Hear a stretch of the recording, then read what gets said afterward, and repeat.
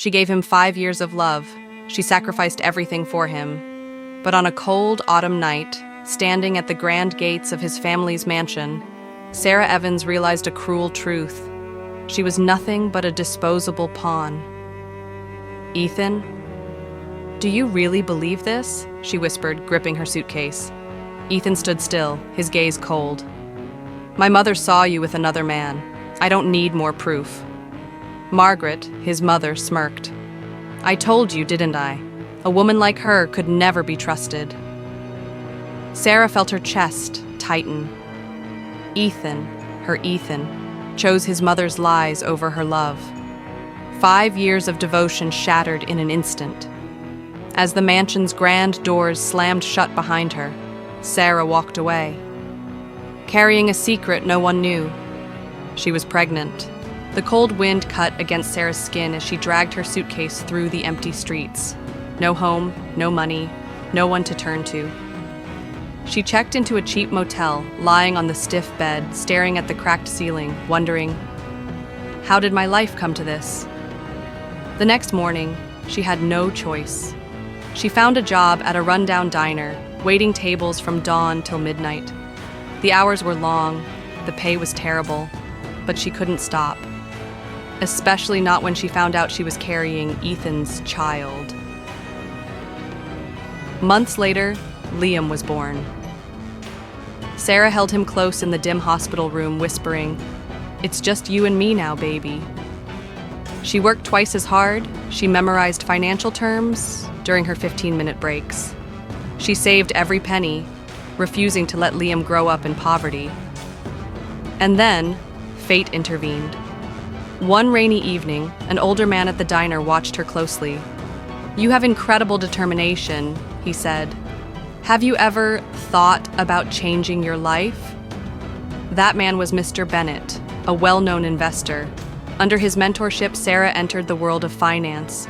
She absorbed knowledge like a sponge. She took risks. She made bold moves. And in just 5 years, Sarah became the CEO of a major financial firm. Now, sitting at her grand desk, she smirked as she read the name printed on the folder before her. Margaret Dawson. Across the city, the once powerful Dawson family was in ruins. Margaret paced in their nearly empty mansion, gripping her phone.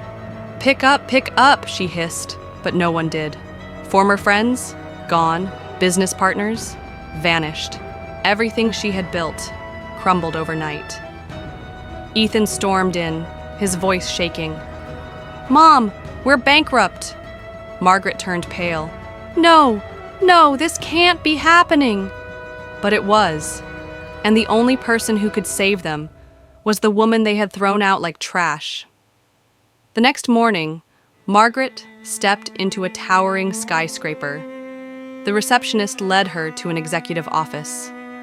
As the doors swung open, Margaret's breath caught in her throat. Sitting at a grand desk, poised and powerful, was Sarah. The girl she had humiliated, the girl she had cast aside.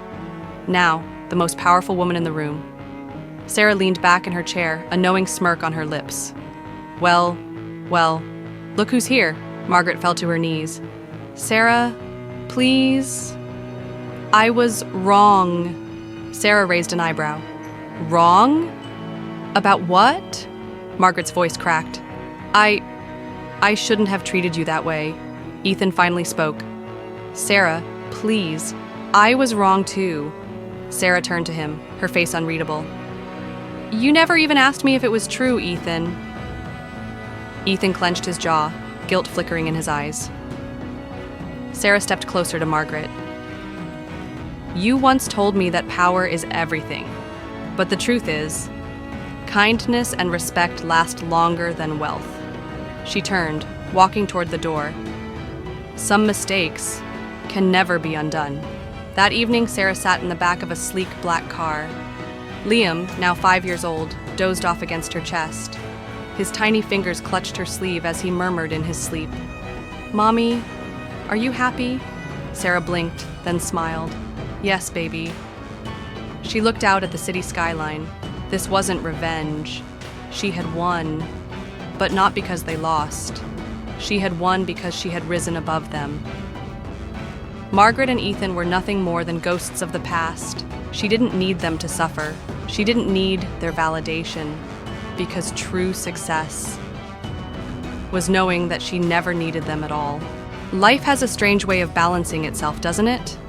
Sarah was once powerless, thrown out, humiliated, and left to struggle alone. But in the end, she didn't just survive, she thrived. Her success wasn't about revenge. It wasn't about watching her enemies fall. It was about proving to herself that she could rise above everything that tried to break her. And now, the question is, what would you have done if you were in Sarah's shoes? Would you have taken revenge? Or would you have walked away like she did? Think about it for a moment. Imagine someone you loved, trusted, and built a life with turning their back on you in your worst moment. Imagine the very people who once looked down on you, who mocked you, hurt you, and abandoned you, suddenly needing your help. Would you show them mercy? Would you give them a taste of their own medicine? Or would you do what Sarah did, rise above it all, knowing that true success is never about revenge? Do you believe in karma? Some say, what goes around comes around. That one way or another, people always face the consequences of their actions. Margaret and Ethan certainly did. They built their world on arrogance, lies, and power.